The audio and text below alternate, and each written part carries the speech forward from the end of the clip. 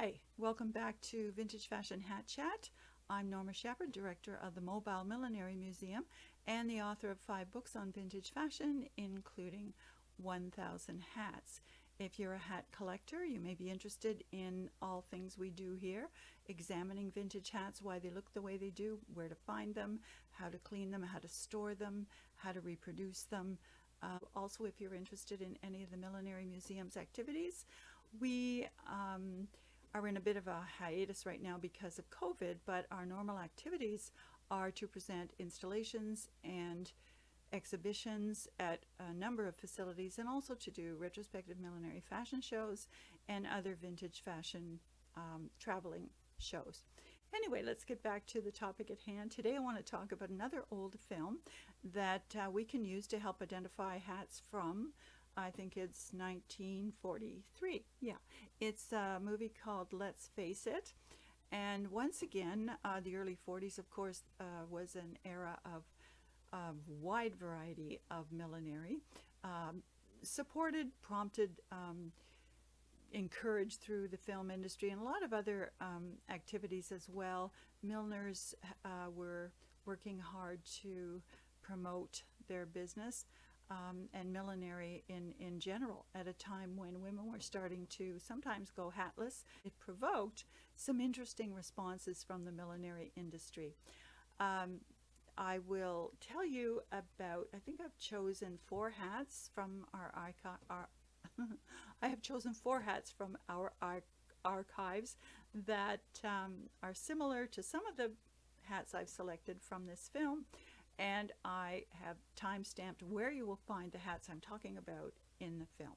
So I want to start with the first one, and this is a very sweet, lovely straw, and there's a wire rim and loads of fabric flowers. Now, the hat that this resembles in this scene, I'm going to time-stamp. It's not identical, of course, but we don't get a great look at the detail in the film of this particular hat. But this one certainly creates the same impression, and it is very iconic of that era, with this sort of half inner crown that the brim slopes from. Very interesting hat indeed. And of course, the flowers that the skill of the flower makers back in the day was quite impressive. So that's a real beauty. This one has an inner comb to secure it, but no label. So that one is labelless. Okay, there's another hat later on, and this one is a simple, it looks to be a simple straw. This is the front of the hat I've chosen from the archives to represent the one we're talking about. And the reason I've chosen this one is because there's this little sort of tail of tulle. It's a tulle band that is done in contrast to the white Milan straw. Now, the hat that's similar to this in the film is a little more showy. So there's a little more froth, and I think the crown is a little higher. But for the most part, the hats that I've selected today have pretty shallow crowns. Now, there's another one that in the same scene another actress is wearing, and hers sits flat on her head, and it almost looks as if it might be made of curled, maybe curled felt.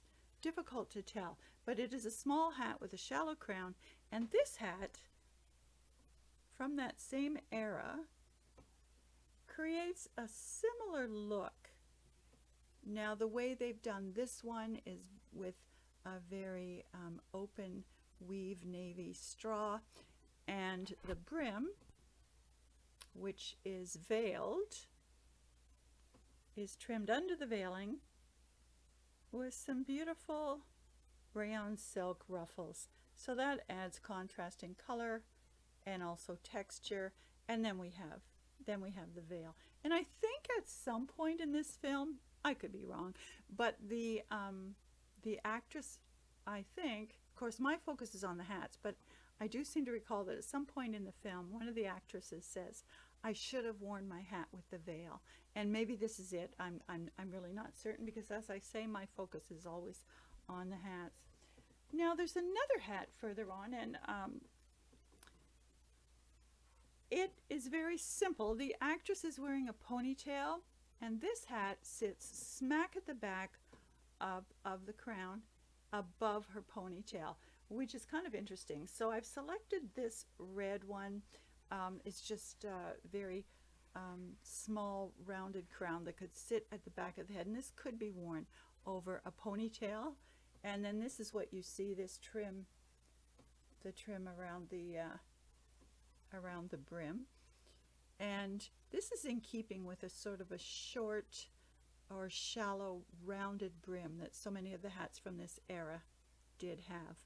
So similar but different once again. So now another thing I wanted to point out was one of the actresses, and I believe it's the one wearing the hat above the ponytail.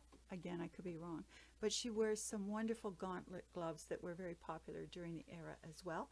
So I've pulled out these leather ones to show you, and this makes such a nice impression around the wrist.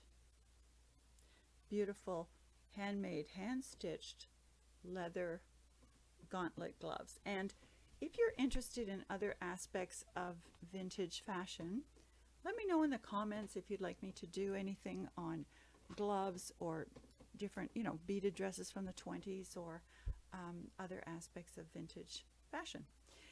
So I appreciate you watching. If you found this helpful, please hit like, share, subscribe, hit the notification bell. I do post Mondays and Thursdays. And if there are any hats in this or other videos that I've done that you're interested in purchasing, feel free to email me. My address will be in the description box as well. In the meantime, have a happy day.